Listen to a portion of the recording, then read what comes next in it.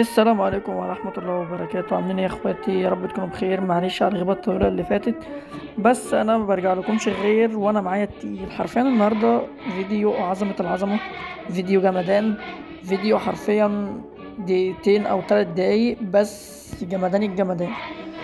شرح النهاردة عن طريقة حظر من بلاغين، بس انا مش هقول لك بقى من نسخة واحدة، من بلاغين حرفيا من نسخة واحدة. حاجة جمدان الجمدان. طبعا ده رقم حد من المتابعين، تمام، اخ لينا ضحى بالرقم بتاعه في الفيديو. تمام تمام.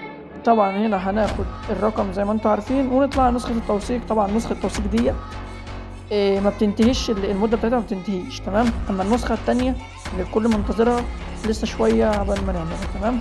طبعا الرقم زي ما انتم شايفين قدام منكم شغال. طبعا خدنا سكرين اب، نجرب تاني، تمام، ونجرب تالت، تمام، عشان نتأكد ان الرقم فل الفل شغال.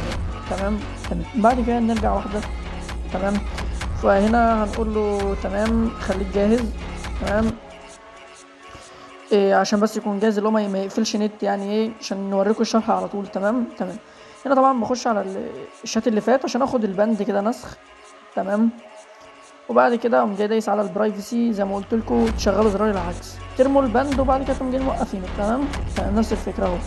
خش هنا حط البند، طبعا نشيل كده الرقم ده، تمام، وهنحطه الرقم الجديد. واهم حاجه ما تنسوش المسافات، عشان المسافات هي الوحيده اللي بتفرق والله في البند، تمام. بس ده عكس. نروح نقفل العكس، نرجع، تمام. خش على الشات، وبعد كده يا باشا هتبعت اي حاجه، تمام. طبعا الضحيه يرد عليك، تمام، ما ردش لازم، يعني لازم تخليه يرد، تمام. انا اول بلاغ، تمام، ادي تاني بلاغ. بسم الله. هو هنا الرقم بان عندي ان هو قفل، كان مكتوب متصل وانتهت المتصل، يعني ده معناته ان الرقم طار. يلا بينا نبص على الرقم. بسم الله. اوت يا زميلي.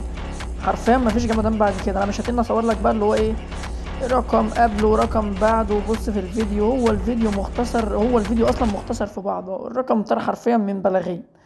هتقول لي بقى ان البند مش شغال، بند مش عارف ايه، بقى ده كده منك انت